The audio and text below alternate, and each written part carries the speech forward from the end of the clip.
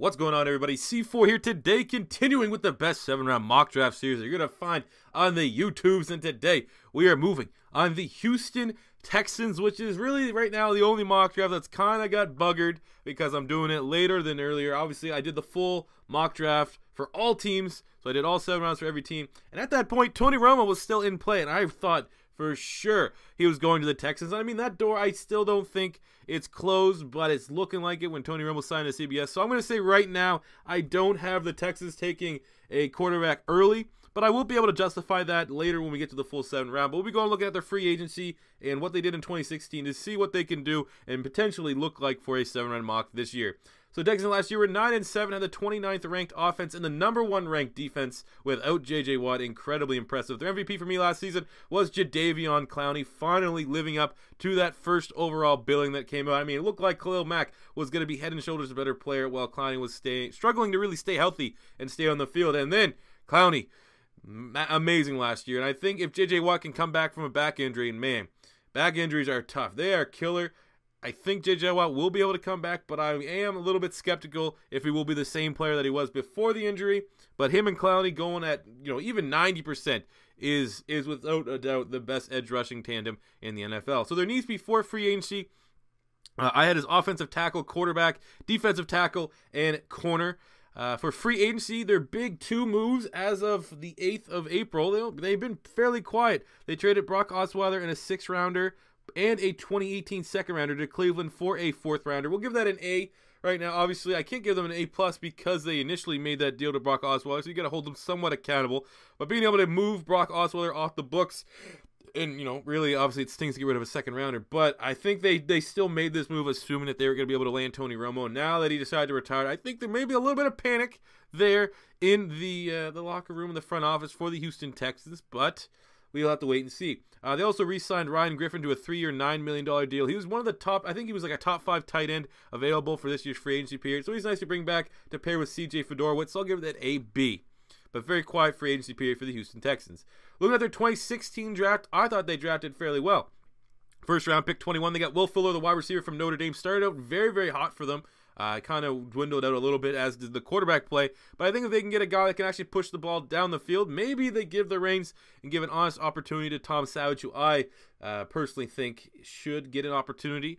Will Fuller could be, even better and be a phenomenal option on the opposite side of DeAndre Hopkins. In the 2nd round, they got Nick Martin, the center from Notre Dame, the brother of Zach Martin, I think. Greg Manx actually stepped up and was a very solid center, so I don't know if they're necessarily going to try to move Nick Martin to a guard or do that with Greg Manx, but both those guys are fairly solid in the interior, and I like the prospect of Nick Martin if he can come back and stay healthy next season. In the 3rd round, they got Braxton Miller, wide receiver, Ohio State. I like the upside there. I think there's going to be a little bit of a learning curve, but still a dynamic playmaker nonetheless. In the 4th round, they got Tyler Ervin, the running back from San Jose State. Thought he was an underrated running back, and they got him there. Now, really, hopefully, I think he'll carve out a bigger role. I think Alfred Blue's time. I'm not necessarily sure what the contract is looking for, like Alfred Blue, but Ervin is another nice running back to have in that stable of running backs. With the 2 5th-round picks to finish out the draft, they get KJ Dillon, the safety from West Virginia. Carl Joseph's partner there, and DJ Reader, the defensive tackle from Clemson. So both those guys, project-type players. DJ Reader had 22 tackles and a sack for the Texans last season, so got some sparing minutes. And KJ Dillon, I think he was on IR, got hurt. But, both those guys probably going to be special teamers and fringe players to make the roster next year. But overall, not a bad draft from the Houston Texans. And I think it accomplished quite a bit. They had 2 wide receivers and a guy that should help the interior of the offensive line in the future. So with that being said, let's jump into our full 7-round mock. And before we jump right into that, I just want to say, obviously, what I said at the beginning, where I made this before, really, Tony Romo decided to retire, I thought for sure he was going to the Texans, so I didn't mock a quarterback early. They still will select a quarterback, and the guy that I believe could be this year's Dak Prescott, potentially. But personally, I was fairly high on Tom Savage coming out of Pitt, and I think, obviously, he only really played 1 game last year. I think I would give the opportunity for Tom Savage to get that starting role because I don't see a quarterback outside of Mitchell, we won't call him Mitchell Trubisky, that really fits a Bill O'Brien scheme. Maybe Patty Mahomes, I think they brought him in for a visit, but even that I think is a little bit of a stretch. They could get him in the 2nd round. I think that wouldn't be too bad of a stretch.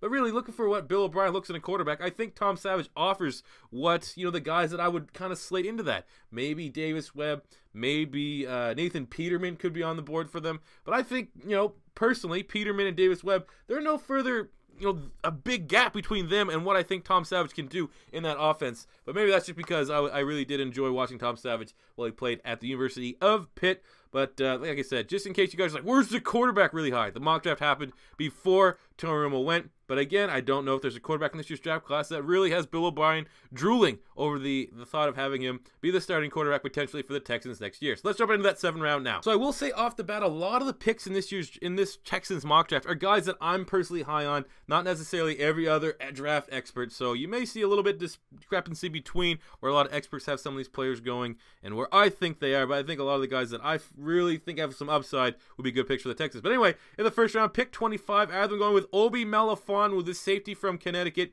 6'4", 225 pounds, 4.40 40, 17 reps on the bench press, a 44-inch vertical, and 141-inch broad jump. Just jumped out of the goddamn park. NFL Pro comparison is George Oloka. I think that is an excellent comparison. I hate people that keep saying, like, oh, because of his size, he's the next Cam Chancellor. Does not play that. He's much more a finesse player than a big-time tackler. But looking at the safeties there, I think both safeties could get upgraded there in Houston. KJ Dillon, Andre Howell's not terrible, but I mean, looking at their safeties, I think both those guys, I think the defensive backs need to get a complete overall. Mike Vrabel's now the DC. I think Romeo Crennel's still on the roster, but last year there, I thought the talent on their defense, so much on the back end outside of the front four, or front three because they run the 3-4. Really, I thought that they coached those guys up. I didn't think the Texans, with what their roster was name value, especially when J.J. Watt went down, had the number one defense in the league. But they were playing very, very good football, and a lot of guys may not have the name value, but they were getting the most of them. Look at A.J. Boye, especially. So I think a guy like Obi Melifonwu is, I'm not as high on him as other prospects. His tape's not phenomenal, and I think he is still somewhat of a project player. But a team like, if you told me what defense of coaches, the stable of people on the defense side of the ball, get the most out of their players, I may have to say, along with the Cowboys, as much as it pains me to say, the Houston Texans are right there. I think a team like, if you're not really going to try to develop and kind of rest on his athletic ability, Obi Melifonwu will struggle to develop. But if you have the right coaching staff around him, I think he can be a superstar player to capitalize on the athletic ability, have the other side that can bring up the technique and everything else that you want to see in a safety. I think he's a free safety, to be completely honest with you. So I can see him right now, Obi Melifonwu, with that athletic ability, potentially challenging for that starting free safety gig with Andre House. Right there, instant starter in the first round for the Texans to rebuild their defense. Great way to start it out with a freak like that. Down to the second round, pick 57. I have maybe one of my favorite sleeper prospects at the tackle spot. I don't think he's getting enough love. And that is Adam Bisnowadi, the right tackle from Pitt. I think they certainly need a starting right tackle after Derek Newton basically blew out both his knees last season. And Bisnowadi, I think, is one of the top run blocking tackles in college. I think obviously he will struggle a little bit against the pass, but a team like Houston certainly needs to rely on the run, especially if the quarterback situation is not really sorted out. They're got to run a lot with Lamar Miller. And I think getting the best running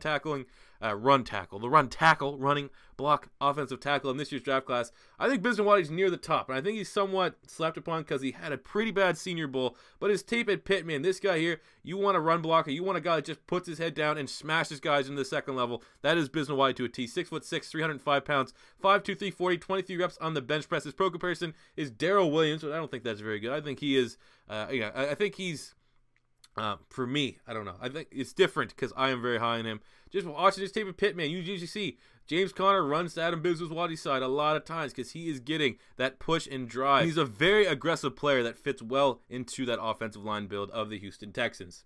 Jumping to the third round, pick 89, maybe a shout for the best pure nose tackle in this year's draft class. I'm going with DJ Jones, the nose tackle from Mississippi, 6'1", 320 pounds, 5'04", 40, which is very good test for him. 25 reps on the bench press. NFL comparison is Grady Jarrett. He is a freak. I think really the only thing is you need him to get, it's a consistency work rate kind of thing. But looking at their starting nose tackle right now is DJ Reader.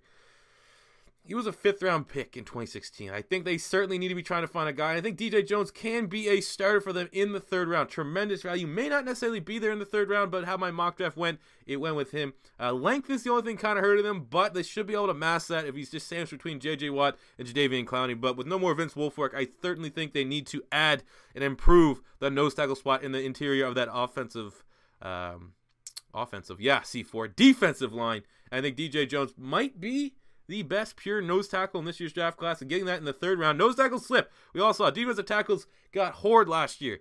2nd, 3rd round, 4th round. Andrew Billings went in the 4th round. So I think DJ Jones in the 3rd round should still certainly be there for the Houston Texans. Jumping into the first of 2 4th-round picks at pick 130, a corner that I think may be a sleeper in this year's draft class. Channing Stribling from Michigan, 6'1", 190 pounds, ran a 4.60 40, which was kind of bad. 5 on the bench press, which was kind of bad. But he's a long press corner who can certainly have the framework to build up to a good corner. Another project type guy, maybe like an AJ Boye, might be a late bloomer, but I don't think you need an immediate starter back there. You got Kareem Jackson and Jonathan Joseph for now, and then Kevin Johnson's probably going to be the guy that takes over for Jonathan Joseph. But I mean, him and Jackson aren't the youngest guys, so Kevin Johnson looks fairly solid and should be able to be a starter sometime. But you need to get the next guy in line, and I think a guy in the 4th round where you're kind of getting ready to pick at some scraps at the cornerback spot. I think Channing Stribling is a project-type player that probably could see a little bit of snaps as a rookie, but you're going to be planning more so for the future. It's a forward-thinking pick, and I think a team, again, like Houston, who seems like their coaching staff will be able to get the most out of the players on the defense side of the ball, Stribling would be a good fit in Houston. Then with the 2nd, 4th round pick 142, it's the quarterback that I think could be the next Dak Prescott. I guess if that's going to be a thing now, that's going to be a goddamn thing now, isn't it? A lot of people think it's Joshua Dobbs. I think it'll be Gerard Evans, the quarterback from Virginia Tech, 6'3", 235 pounds, ran a 4.80 40. Again, a lot of people thought he kind of left a little bit early. So many people thought he left early, and I've heard people in the chat in my live stream saying that he had to leave this year. He was a JUCO type player, but I thought he could have stayed for one more year at Virginia Tech. I could be wrong on that, but that's the side I'm going with. But anyways, athletic ability is there. He showed flashes of what could be a potential really, really good starting quarterback in the NFL. But then he also, as a young Div 1 NCAA quarterback, I mean, there's a lot of mistakes there at Virginia Tech. It helped that he had Bucky Hodges. It helped that he had Isaiah Ford. But I mean, I still think he's a work in progress. But that's the kind of guy Bill O'Brien is. Bill O'Brien's never had a solid quarterback on that roster. I think, if he doesn't give Tom Savage the opportunity, I think in the 4th round, Gerard Evans could be the project upside Dak Prescott quarterback in this year's draft class. Obviously, I don't think he'd have the immediate impact of a Dak Prescott. Plus, the Texans' offensive line isn't really comparable to what they have down there in Dallas. But I think in terms of upside and a guy that you can get in the middle rounds, Gerard Evans could be the guy that could go to the Texans and be the next Dak Prescott. Oh, I hate that that's going to be a thing now. Jumping to the 5th round, pick 169. I have been going with a guy that I think is a phenomenal safety, under the radar. Fish Smithson, the safety from Kansas, 5'11", 195 pounds. Last year, Big 12. I mean, he was a monster in the Big 12. Let me just tell you right now, in 2016, led the team in tackles with 93 tackles. Had 4 picks, 7 breakups. This guy here, great ability in the, dropping back into coverage, and he's no slouch at tackling. A little bit undersized, but I certainly see him being a dude that could come in, again, kind of like a Channing Stribling. Won't be asked to start right away. Probably will get his role contributing on special teams, but I think he has a very, very high ceiling to be a starting safety in the NFL, and more so, probably a free safety again, and I mean, kind of double up on the free safety with Melifonwu. But I mean, Melifonwu technically could be a free or strong. I still think he's free. Most people think he could be a strong. So that being the case, then Fish Smithson is an out-and-out free safety, and you can bring him back there to compete with some depth spots with Andre Howell and Curtis Drummond. I mean, Curtis Drummond was kind of a highly touted safety coming out of Michigan State a couple years ago as well. So maybe not giving up on that project, but I still think adding depth at the safety spot should be a priority for the Texans, and adding Melifonwu in the 1st, and then getting a depth guy like Fish Smithson in the 5th. A lot of upside there. And finish up the draft in the 7th round, pick 243. Have them going with Corey Clement, the running back from Wisconsin, 5'10", 220 pounds. Pretty disappointing combine, a 4.608 40. Well, I mean, that was not a good vert. 19 reps on the bench press wasn't bad. NFL comparison is Peyton Barber, who won from Auburn and then get undrafted free agent to the Tampa Bay Buccaneers, I believe. But realistically, I think he would be much higher if he had a lot more durability. Obviously, coming to fill the shoes from Melvin Gordon at Wisconsin. Clement has been very good. I think outside of the character concerns and the durability, he's everything that you kind of look for a running back, a one-kite runner here in the NFL. But I think, add him to the mix at the running back kind of rotation, if you will, at the Houston Texans behind Lamar Miller, Alfred Blue. Throw him in the mix. He probably could maybe eat some stats from Tyler Ervin. I know maybe the Texan fans are looking for Ervin on the way out after he botched a couple punts on special teams last season. But I still think there is some talent there. But just add another talented running back in the 7th round, somewhat of a spill before. If you look at a lot of preseason draft rankings, Corey Clement was 3rd round, 3rd, 4th round all day. But I think getting him in the 7th round, tremendous value, BPA, and add him to a stable of running backs. Potentially, I think his upside to form a nice 2-headed running attack with Lamar Miller if everything goes as planned. But there you go, guys. That is my full 7-round mock draft for the Houston Texans. Again, a little bit shaky with the whole Tony Romo, and I did the draft assuming Tony Romo would probably end up in Houston. But still, they got a quarterback. They improved the offensive line and filled some holes. So let me know what you think about it in the comment section below with the Tony Romo stuff in mind. This is your first time stopping by. Don't be afraid to hit that subscribe button. What else we got? 100 likes on this video, and tomorrow, we'll be releasing, I believe it's the Dallas Cowboys. No, it's not. Actually, it's the Seattle Seahawks. The Seattle Seahawks are up next. Dallas is coming on Monday. So hopefully we get 100 likes and we can do that. And until next time, guys, it's C4 saying peace out.